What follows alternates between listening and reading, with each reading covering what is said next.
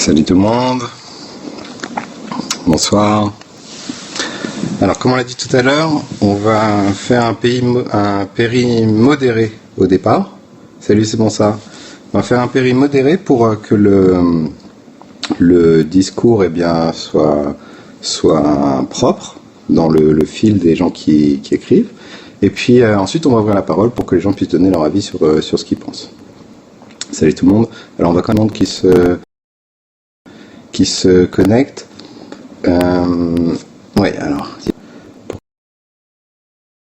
pour que je les ajoute, comment est-ce que je peux faire maintenant? Non, je peux pas le faire en cours de route, mais je vais pouvoir ouvrir la discussion une fois que j'aurai parlé.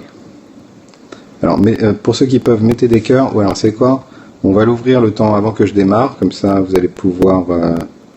Est-ce que je peux faire ou pas? Masse, comme ça. Et puis, on va attendre qu'il y ait du monde qui se connecte.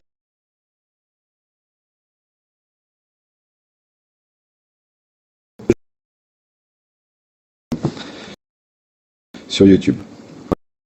Voilà, qui est décrit sur mon profil.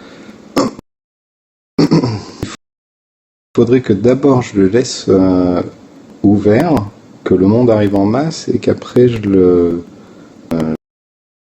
referme. Je sais pas. Invitez vos abonnés en tout cas. Puis de toute façon ça va pas trop tarder à arriver. Ok, ça, ok, super. Allez, on fait monter, comme ça apporte du monde. Ouais, c'est mieux en fait, sans la haine. Et puis ça, on va pouvoir répondre à la question qui revient très souvent par des gens de bonne foi, qui demandent qu'est-ce que le sionisme. Alors, je vais donner mon point de vue. Et puis je vais l'étayer aussi bien par des éléments historiques que des éléments actuels. Je me fatigue moins à kicker les trolls que se fatigue à écrire, si tu veux, David. Donc c'est vrai que c'est embêtant. Mais on va attendre qu'il y ait plus d'auditeurs, comme ça tout le monde aura le débat. Et puis je vais rappeler à ceux qui nous rejoignent et que effectivement je suis quelqu'un de prêt, de poli, d'ouvert, d'ultra tolérant. Ceux qui me connaissent déjà savent que je suis pas du tout raciste, que je suis un partisan de la paix, que je respecte toutes les confessions, toutes les religions, et que j'essaie de montrer depuis ma situation en Israël, le quotidien des gens qui vivent ici, qu'ils soient juifs, musulmans ou chrétiens, et puis faire découvrir le pays aussi pour ceux qui merci Jérémy, qui n'ont pas l'occasion de venir, soit parce qu'ils ont des appréhensions, soit parce qu'ils n'ont pas les moyens, soit parce qu'ils n'en ont pas l'envie et qui préfèrent juste rester devant leurs infos. Montrer un regard un peu différent, un regard de quelqu'un qui vit ici depuis plusieurs années et qui parle la langue française, puisque je suis français d'origine et que je vis en Israël depuis 5 ans maintenant, un peu plus de 5 ans. On va faire encore monter un petit peu le Dimat, allez-y les amis, et pour ceux qui nous rejoignent, je fais le début de ce périscope modéré pour pouvoir bien garder le fil propre, et puis ensuite on va le fermer, on ouvrira le péri à nouveau quand j'aurai terminé pour faire le débat ou le partage d'avis. Merci Nico. Crampe des doigts avec les cœurs, c'est Sarah, c'est sympa Sarah. Ah bah oui, je vois qu'effectivement il y en a beaucoup. Bon, de notre côté, quelle heure il est 8h04. Allez, on attend encore 5 minutes ensemble et on démarre le sujet. Peut-être que ceux qui ont la parole là, qui ont eu la gentillesse de s'abonner à moi et de m'envoyer un petit email gentil pour que je m'abonne à eux également, donc qui font partie des gens qui sont ouverts, peuvent donner un thème. Jérémy, c'est moi qui ai fait sur le extrait. Ok. Ah oui, David, j'ai pas pu voir ton péri, mais j'ai vu le thème. Ouais. Voilà. Alors, ce qu'on a dit, c'est que on a ouvert une chaîne YouTube pour pouvoir uploader les vidéos intéressantes. C'est dommage, la visite de Jérusalem, j'avais pas eu l'idée auparavant, j'ai pas pu la récupérer. Et il y avait beaucoup de choses très jolies à voir, donc ceux qui en ont profité, tant mieux. Et puis on en refera une autre de toute façon qu'on gardera dans le dur pour les gens. Et quelle heure il est? 9h05. Allez, peut-être qu'on va au départ.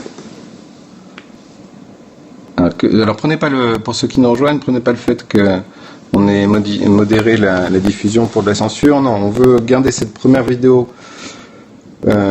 qui sera sur la chaîne YouTube pour répondre à la question que beaucoup de gens me répondent, c'est quoi sioniste d'après toi? Donc je vais donner mon avis et mon expérience en tant que juif français et israélien. Et puis par la suite, on fera la suite de ce périscope où vous pourrez, ceux qui n'ont pas eu la parole, commenter et proposer. Alors, ce que je propose qu'on démarre. Vous êtes tous d'accord? On démarre, ceux qui ont l'écriture? Oui? Non? Top, oui? Ok, vous m'entendez bien? Tout va bien? Parfait, alors on y va.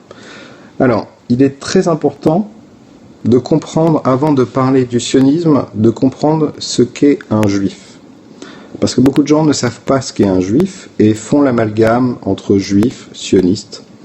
Et il n'est pas nécessaire d'être juif pour être sioniste, mais il faut d'abord comprendre ce qu'est un juif pour ensuite comprendre ce qu'est le sionisme. Alors, pour comprendre ce qu'est un juif, on va le faire par élimination, on va comprendre ce que n'est pas un juif. Un juif, ce n'est pas une race.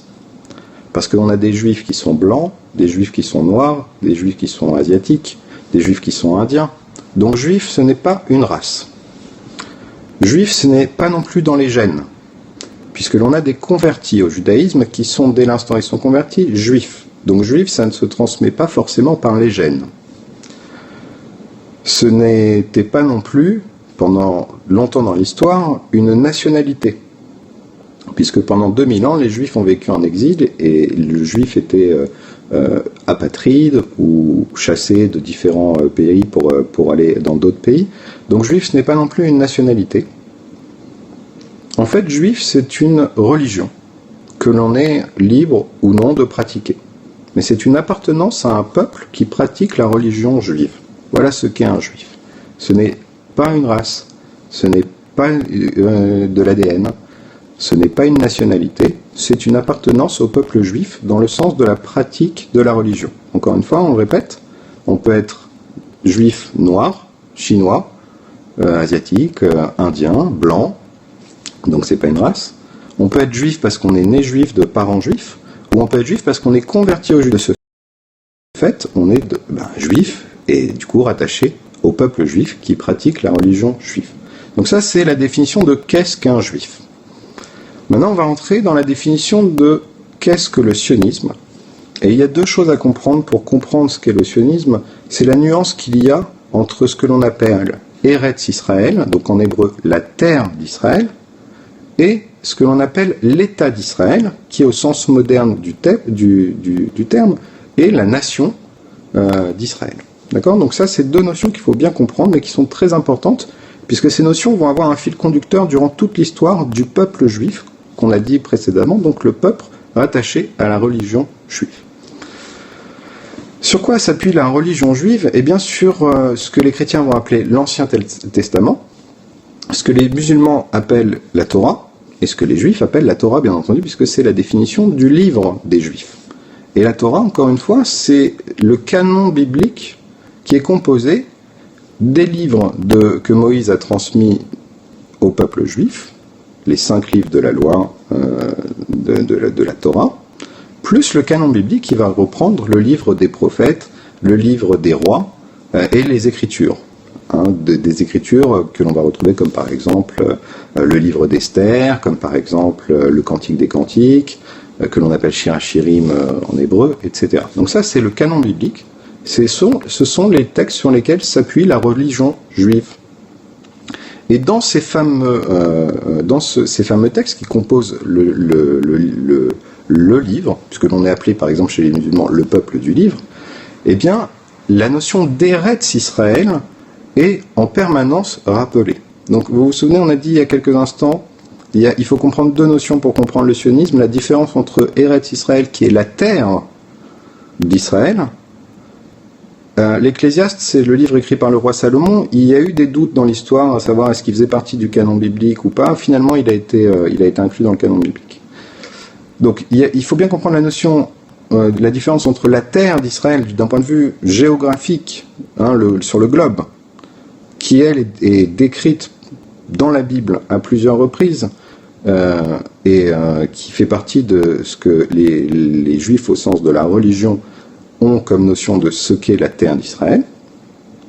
Et puis l'État d'Israël, qui est donc la nation israélienne créée au sens étatique depuis le 15 mai 1948. Alors, tout ça c'est clair jusqu'à présent. Ceux qui ont la parole, est-ce que j'ai été clair sur les termes à comprendre avant de démarrer l'explication du sionisme? Vous pouvez me confirmer, est-ce que c'est clair ou pas? Clair? Parfait. Pour ceux qui nous rejoignent, on rappelle. Il faut comprendre ce qu'est juif, il faut comprendre ce qu'est la terre d'Israël et ce qu'est l'État d'Israël. D'accord? C'est trois éléments très importants pour être sûr de comprendre ce que c'est que le sionisme et ne pas se faire avoir dans des amalgames qui seraient juifs sionistes, antisémites antisionistes, etc. C'est tout l'idée ici de l'exposé. Alors, la terre d'Israël a été chère au cœur des Juifs depuis le moment où dans les livres, où les Ketuvim, ça veut dire les Écritures, David. Les Ketuvim, en hébreu, Ketuvim, c'est les Écritures, c'est la troisième partie du canon biblique. C'est ce qui vient après les livres, le livre des rois, les deux livres des rois, les livres des prophètes, soit des prophètes qui ont leur propre nom sur le livre, soit ce qu'on appelle les petits prophètes. En fait, ce sont des prophètes dans la Bible où ils ont quelques pages, seulement quelques chapitres. D'accord ? Donc, à partir du moment où tu comprends que Eretz Israël est en permanence mentionné tout au long du parcours biblique, dans le texte, dans le parcours du peuple juif à l'époque de la Bible, et que les traditions juives sont matérialisées par les fêtes, le Shabbat, mais également les fêtes comme la Pâque juive qui s'appelle Pessah, comme la fête de Sukkot, qu'on appelle en français les cabanes, ou la fête de Shavuot, que l'on appelle le don de la Torah, qui remémore le don de la Torah au peuple d'Israël. Quand tu as compris que c'est au travers de ces traditions qui représentent le culte juif en partie, eh bien tu cherches à comprendre pourquoi la terre d'Israël est, pour les Juifs de tout temps, sa terre, et de tout temps la terre sur laquelle un Juif va habiter. Alors, la terre d'Israël, quand les Juifs l'ont reçue, avait pour but que le peuple juif vive sur la terre d'Israël, qui à l'époque n'est pas l'État d'Israël, c'est bien la terre d'Israël qu'on a définie. Et au cours de l'histoire, les Juifs ont été exilés de cette terre, à 2 reprises. La première fois, c'était par Nabuchodonosor, qui était l'empereur perse, et qui a exilé une majorité des Juifs à Babylone, ce qui s'appelle la Babylonie à ce moment-là. Et ensuite les Juifs sont revenus sur leur terre, ils ont à nouveau construit un temple, qui a été à ce moment-là détruit une deuxième fois par les Romains, et les Juifs ont été exilés, et cette fois-ci pour une période extrêmement longue, puisque cette période d'exil a duré 2000 ans. Donc c'est toute cette période de 2000 ans, où tu as une présence juive minime sur la terre d'Israël, une présence juive massive en dehors de la terre d'Israël qu'on appelle la diaspora. Comme vous avez déjà sûrement entendu le terme diaspora, diaspora c'est un mot qui vient du grec, qui veut dire dispersion.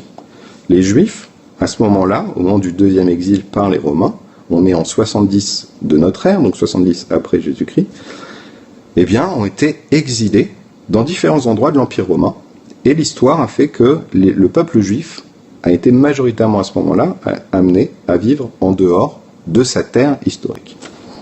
Est-ce que jusque-là, tout va bien? Tout le monde me suit? Tout va bien? C'est clair? C'est toujours clair, les amis? Oui? Ok. Alors maintenant, avant que je passe à la deuxième partie, qui va être une partie un peu plus histoire moderne, je vais partager avec vous une petite vidéo, surtout une image, on va dire, le temps que je puisse être précis. Les aspects modernes de la chose, donc je vais zoomer un petit peu. Merci. Voilà. Alors la photo n'est pas de moi, vous la trouvez sur Google bientôt. Alors maintenant, on passe à l'histoire moderne. Donc on a dit, les Juifs ont été exilés de leur terre, de la terre d'Israël pendant 2000 ans, en majorité. Il y a toujours une habitation, une présence juive sur cette terre à ce moment-là, mais elle était devenue minoritaire et la terre a été délaissée jusqu'à ce que dans l'histoire moderne, eh bien, elle soit ensuite sous protectorat de l'Empire ottoman. Et aux abords de la Première Guerre mondiale, l'Empire ottoman a passé la main aux Britanniques pour avoir le protectorat de cet endroit qui à ce moment-là s'appelle, sous le mandat britannique, la Palestine. Pourquoi les Britanniques le voulaient? Pour avoir une présence au niveau du canal de Suez qui leur donnait un accès aux Indes. D'accord? Ok. Alors on arrive en 1897. Alors on a rappelé que Eretz Israël, donc la terre d'Israël, c'est là où le peuple juif est né. C'est là que son caractère spirituel, religieux et national s'est fondé au moment de l'histoire biblique. C'est là aussi que, à ce moment-là, le peuple juif est devenu indépendant, puisqu'il avait quitté l'Égypte de l'esclavage, d'après la Torah, l'Ancien Testament, qui est reconnu par les musulmans comme par les chrétiens. Oui, Paulo, la vidéo sera sur YouTube. Et donc, c'est également là que le peuple juif a fait don du livre de la Bible au monde entier, puisque ce livre a été accepté et reconnu par toutes les religions monothéistes. Maintenant, comme on l'a dit, le peuple juif a été contraint à l'exil. Et pour autant, il est demeuré fidèle à sa terre d'Israël, à travers toutes les dispersions qu'il y a eu. Premier exil, deuxième exil, que ce soit quand les Juifs ont été exilés à Rome, quand ils ont vécu au moment de l'Inquisition en Espagne, ou au Maghreb, ou ailleurs. Et comment on sait ça? Eh bien, ils ont fêté leurs fêtes tout le temps. Ces fêtes qui rappellent le retour promis en terre d'Israël. Des fêtes que l'on fête depuis plus de 2000 ans maintenant. Comme on l'a dit tout à l'heure, Pessah, etc. Donc il y a toujours eu cet espoir en fait du peuple juif de restaurer sa liberté nationale sa liberté plutôt sur la terre d'Israël. Et donc avec cet attachement historique, les Juifs au cours des siècles se sont efforcés de retourner au pays, et par petite quantité, puisqu'il y avait des Juifs exilés un peu partout sur le monde entier. Et ils sont revenus sur cette terre qui à ce moment-là était un désert, et ils ont fait des plantations, ils ont reconstruit le pays. Ils ont obtenu également dans un message de paix, ils ont instauré des coopérations, ils ont également apporté du progrès, puisque c'était des gens qui venaient, effectivement, Chat, t'as tout compris. Ils ont également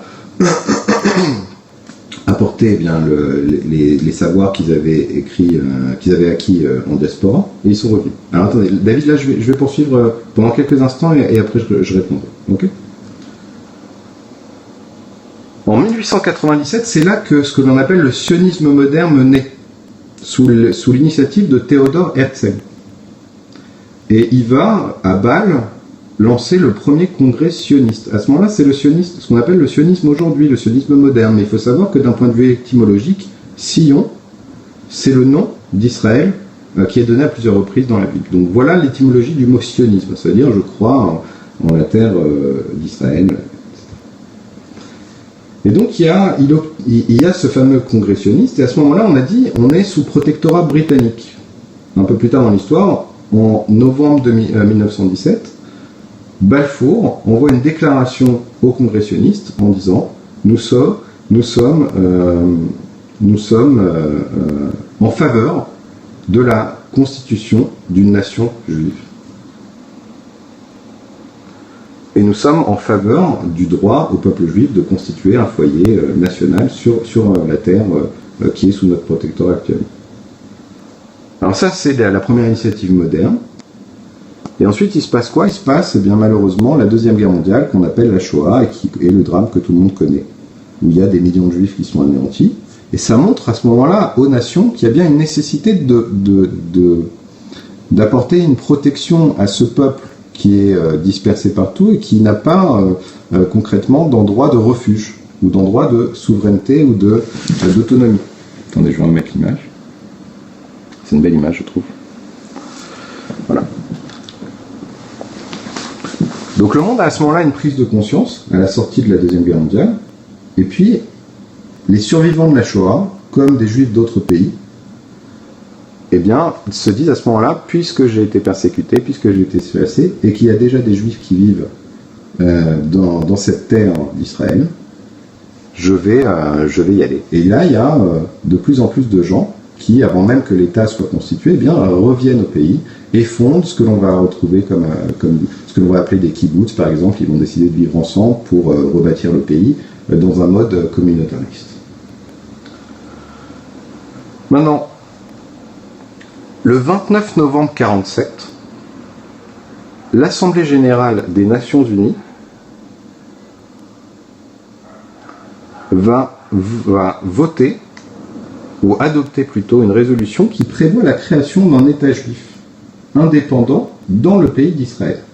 Et elle va inviter les habitants du pays à prendre toutes les mesures nécessaires pour appliquer ce plan. Ce plan, c'est la reconnaissance par les Nations unies du droit du peuple juif à établir son État indépendant de manière irrévocable. Voilà. C'est de plus un droit naturel, en fait, au peuple juif d'être une nation comme tout le monde, puisque depuis 2000 ans, tu n'avais pas de nation juive. Il y a un seul autre peuple dans l'histoire qui s'est retrouvé à errer de pays en pays sans nation. C'est ce que l'on va appeler les Gitans, les Manouches, les gens du voyage par exemple, mais qui eux n'ont pas formulé la volonté d'avoir un État. C'est le seul autre exemple dans l'histoire où tu as un peuple qui s'est baladé de pays en pays sans État. Donc ce qui s'est passé, c'est que après la signature de cette assemblée, eh bien, les membres à ce moment-là, les représentants du peuple en place, qu'on a appelé le Conseil national représentant le peuple juif du pays d'Israël, ainsi que le mouvement sioniste, ils se sont réunis le jour de l'expiration du mandat britannique et ils ont, sur appui de la résolution de l'Assemblée générale des Nations unies, proclamé l'indépendance de la fondation plutôt de l'État juif qui s'appellera l'État d'Israël. Donc de ce moment-là, on est passé. Ah oui, une majorité des Nations Unies était OK, puisque, effectivement, ça a pu passer. Donc il fallait que ce soit un vote majoritaire. Les Turcs, à l'époque, étaient d'accord, effectivement. Donc là, on est passé à ce moment-là, le 14 mai 1948, de ce qu'on appelle Eretz Israël, la terre d'Israël, qui correspond au territoire, qui a toujours été décrit dans la Bible et toujours, comme on l'a expliqué, cher au cœur des Juifs, avec une présence continue, qui était une terre promise par Dieu, dans le livre sur lequel repose la religion juive. Et donc, voilà. À l'État d'Israël, qui est une nation reconnue par les Nations Unies comme un État souverain. Voilà. Et ce que l'ont fait ces gens-là, à ce moment-là, c'est que, à compter de la fin du mandat, ils ont dit l'État d'Israël, ce sera un pays qui sera ouvert à l'immigration des Juifs de tous les pays où ils sont dispersés.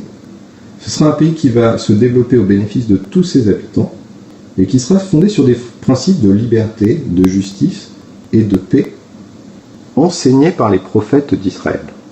Donc cette simple phrase qui a été proclamée va apporter un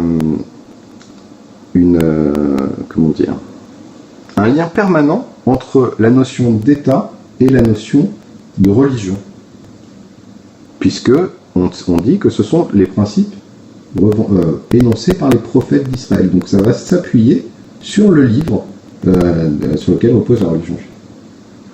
Et donc cet État va, d'un point de vue à ce moment-là actuel, assurer une complète égalité des droits sociaux, politiques, à tous les citoyens, sans distinction de croyance, de race ou de sexe. Et cet État va garantir la pleine liberté de conscience, de culte, d'éducation et de culture. Et va garantir également l'inviolabilité des lieux saints et des sanctuaires de toutes les religions. Ce sont les lois fondamentales, effectivement. Et ça sera respecté selon la Charte des Nations. À ce moment-là, ils disent également que oui, je suis fâche, bien sûr. À ce moment-là, ils disent quoi ? Ils disent que l'État qui vient de se créer, eh bien, sera prêt à coopérer avec toutes les organisations, représentants des Nations Unies, etc., pour l'application des résolutions apportées le 29 novembre 1947. Il va prendre toutes les mesures pour bien assurer un équilibre économique des pays en présence, c'est-à-dire les pays du Moyen-Orient qui sont juxtaposés, qui sont mitoyens plutôt de ce pays.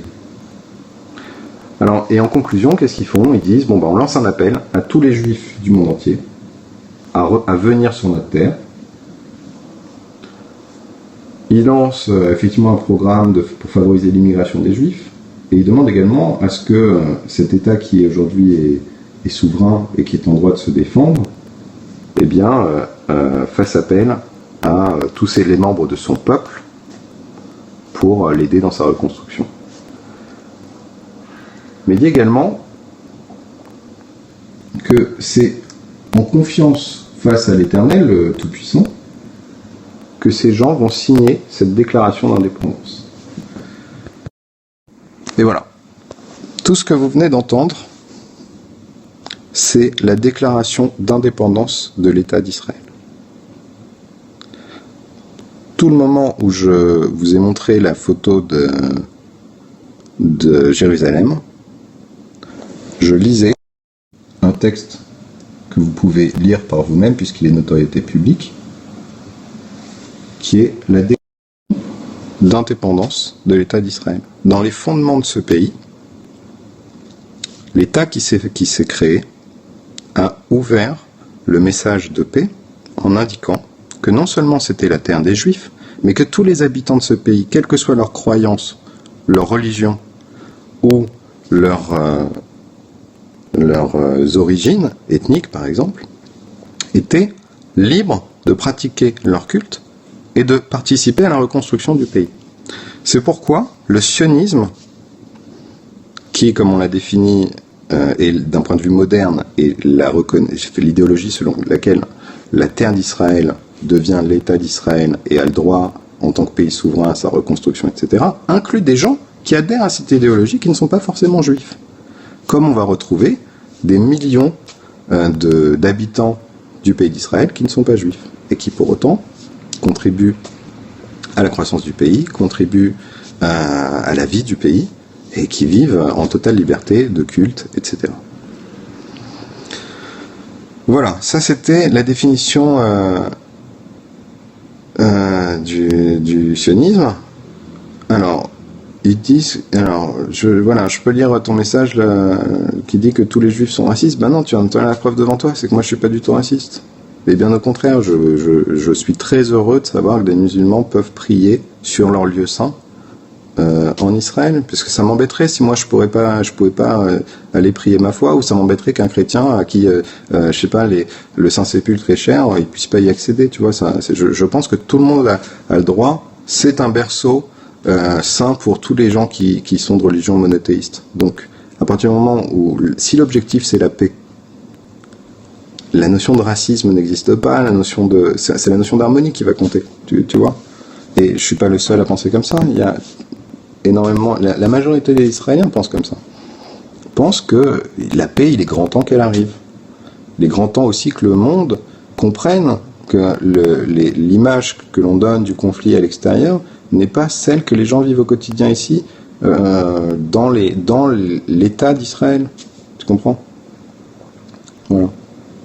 Et à aucun moment je suis raciste, ni moi, ni aucun de mes amis n'est raciste. Ça n'a pas lieu d'être. Pour le peu de juifs qui restent au Maroc, en plus, ils sont mal placés. Non, mais ce que je veux dire, c'est quand tu comprends le message que j'essaye de faire passer, tu comprends que la notion de raciste, en fait, elle n'a aucun. C'est purement de l'inconscience, de l'ignorance. La paix, moi, je pense pas qu'elle soit utopique. Je pense que c'est simplement les interlocuteurs en place qui sont plus les bons, qu'il faut changer. C'est tout. Les gars, on leur a donné des années d'essai, ça n'a pas marché. Il y a des interlocuteurs qui peuvent être faciles à changer quand on est dans le cadre d'une démocratie avec des élections, ce qui est le cas par exemple en Israël, et tu peux très bien avoir aux prochaines élections un changement de gouvernement. Et pour ce qui est de l'autorité palestinienne aujourd'hui, c'est à de voir comment ils changent leurs dirigeants, tu vois, s'ils partagent également le fait que les interlocuteurs en place sont plus les bons. Le racisme, exactement, c'est de l'ignorance, c'est de la bêtise en fait. Sur quoi se fonde le racisme? Sur la différence que tu ne connais pas, que tu n'acceptes pas. Et moi, je suis dans l'idée de pouvoir montrer à des gens qui aujourd'hui par l'outil Periscope m'écoute. Voilà, ce qu'est un juif, c'est un mec normal. Un sioniste, ça fait pas de moi quelqu'un de méchant, ça fait quelqu'un de moi patriote, si tu veux. Vous les feuilles, vous avez rien contre les musulmans, c'est pas ce qu'on m'a dit.